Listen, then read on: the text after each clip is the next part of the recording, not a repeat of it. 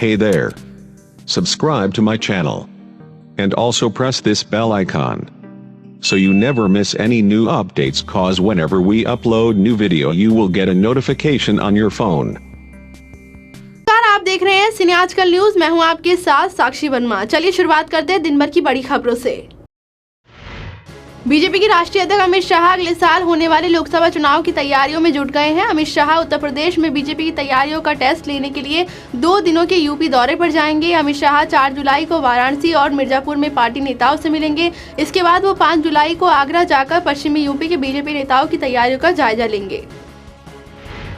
GST council के प्रमुख सदस्य और बिहार के उप मुख्यमंत्री सुशील कुमार मोदी ने पीएचडी वाणिज्य और उद्योग मंडल की जीएसटी व्यवस्था के लागू होने के 1 साल पूरा होने के मौके पर आयोजित समारोह में कहा कि पेट्रोल और डीजल को जब जीएसटी के दायरे में लाया जाएगा तो इनको टैक्स की 25% की सबसे ऊंची दर के तहत रखा जाएगा। इसके साथ ही इन वस्तुओं पर राज्य भी कुछ टैक्स लगा सकेंगे और इस तरह इनकी रिटेल कीमतें मौजूद स्तर के आसपास बनी रहेंगी। इलाहाबाद मेडिकल एसोसिएशन की स्थापना की शताब्दी समारोह को संबोधित करते हुए राष्ट्रपति रामनाथ कोविंद ने डॉक्टरों को उनकी जिम्मेदारी की याद दिलाई। राष्ट्रपति ने कहा कि नोबल प्रोफेशन होने की वजह से उन्हें धरती का भगवान कहा जाता है। डॉक्टरों को हमेशा याद रखना चाहिए कि उनकी जिम्मेदारी समाज के निर्माता की है, इसलिए पेशेवर रवैया अपनाने के साथ ही उन्हें कुछ समय मानवीय आधार पर भी सेवा करनी चाहिए। केंद्रीय मंत्री अरुण जेटली ने चेतावनी दी है कि स्विस बैंकों में अवैध रूप से धन जमा कराने वाले भारतीयों की पहचान छुपाना मुश्किल होगा और ऐसे लोगों को कालाधन रोधी कानून के तहत सख्त दंडात्मक कार्रवाई की जाएगी। उन्होंने कहा कि अगले साल जनवरी में वहां भारतीयों के स्विस बैंकों के खाते के बारे में स्विट्जरलैंड से सूचनाएं मिलना शुरू हो जाएंगी। दिल्ली मांगे अपना हक अभियान चलाएगी आप सरकार। दिल्ली को पूर्ण राज्य का दर्जा दिलाने को लेकर आम आदमी पार्टी 1 जुलाई को प्रदेश सम्मेलन का आयोजन करने वाली है। इसके साथ ही 3 जुलाई से दिल्ली मांगे अपना हक अभियान भी शुरू किया जाएगा। मध्य प्रदेश के पूर्व मुख्यमंत्री और कांग्रेस नेता दिग्विजय सिंह ने प्रधानमंत्री नरेंद्र मोदी के मगहर दौरे को लेकर निशाना साधा है। दिग्विजय सिंह ने ट्विटर पर लिखा है कि मुझे पता नहीं कि आप मुझे सोशल मीडिया पर फॉलो करते हैं या नहीं, लेकिन अगर आप नहीं करते हैं तो कृपया मुझे फॉलो करें, आपको सही मार्गदर्शन मिलेगा। पुरानी दिल्ली रेलवे स्टेशन पर सेना के 2 जवानों को बंधक बनाकर लूटपाट की घटना सामने आई है। जवानों का आरोप है कि कमरे में बंद करके उनसे मोबाइल, घड़ी, पर्स, कपड़े, कीमती सामान और सूटकेस छीनकर लुटेरे फरार हो गए। पुरानी दिल्ली रेलवे स्टेशन से चल रहे स्वच्छता अभियान के दौरान किसी की नजर कमरे में बंद जवानों पर पड़ी। जवान मदद की गुहार लगा रहे थे।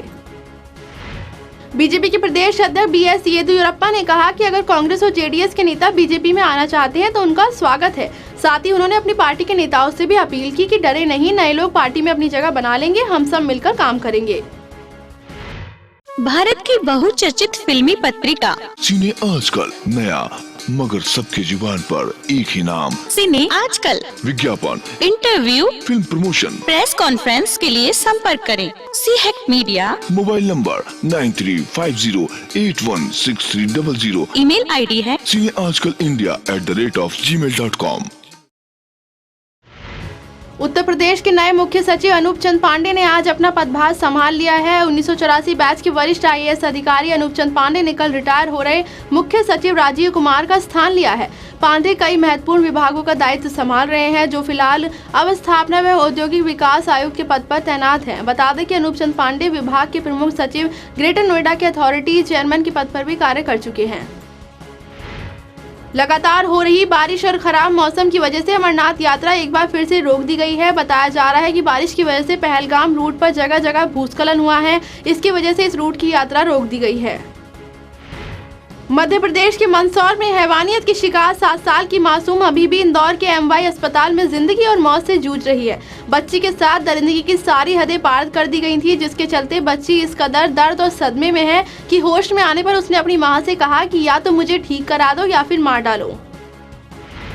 भगोड़ा शराब कारोबारी विजय माल्या ने प्रवर्तन निदेशालय के एक अधिकारी द्वारा दिए गए बयान को खारिज कर दिया है, जिसमें दावा किया जा रहा है कि विजय माल्या प्ली बार्गेनिंग यानी सौदेबाजी का प्रयास कर रहा है। अधिकारी ने कहा था कि विजय माल्या के हालिया प्रस्ताव का कोई विकल्प नहीं है। देश के ज्यादातर हिस्सों में अब मानसून की बारिश हो रही है। कहीं बारिश राहत लेकर आई है तो कहीं आफत लेकर। हिमाचल के चंबा में रावी नदी का रौद्र रूप देखने को मिला, यहाँ भारी नुकसान हुआ है। जम्मू कश्मीर के श्रीनगर में भी झेलम नदी का जलस्तर खतरे के निशान के पास पहुंच चुका है। वहीं राजस्थान के बीकानेर में बारिश का पानी लोगों के घरों और सड़कों में भरा हुआ है। यहाँ 2 लोगों की मौत हो चुकी है। पूरे देश में मानसून 15 जुलाई तक आना था, लेकिन ये अभी ही हर जगह पहुंच चुका है। आखिरकार संजू ने बॉक्स ऑफिस पर धमाकेदार दस्तक दे ही दी है। धड़ाधड़ एडवांस बुकिंग और हाउसफुल थिएटर्स ने इस बात का अंदाजा तो लगा ही दिया है कि ये फिल्म साल की सबसे बड़ी ओपनर फिल्म साबित होगी। क्रिटिक्स के अनुमान से भी ज्यादा कमाई के आंकड़े दिखाने वाली ये फिल्म साल 2018 की सबसे बड़ी ओपनर फिल्म बन चुकी है। ऋषि कपूर और तापसी पन्नू की फिल्म मुल्क का ट्रेलर रिलीज कर दिया गया है। लंबे समय से ऋषि कपूर की लुक से मची हलचल का जवाब ये है कि फिल्म में उन पर देशद्रोही होने का आरोप लगने वाला है। वहीं कानून और कोर्ट कचहरी के मामले में तापसी पन्नू उनकी मदद करती है। दिन भर की बड़ी खबरों में फिलहाल मेरे साथ सिर्फ इतना ही। देखते रहिए सिने आजकल न्यूज। नमस्कार। लोकतंत्र का चौथा स्तंभ है मीडिया। पूरे देश की खबर, देश ही नहीं विदेशों की खबर, हर खबर पर होगी पैनी नजर। खबरें ही नहीं, साथ में होगा भरपूर मनोरंजन। जी हां, तो देखते रहिए CM इंडिया टीवी, खबरों की हकीकत मनोरंजन के साथ।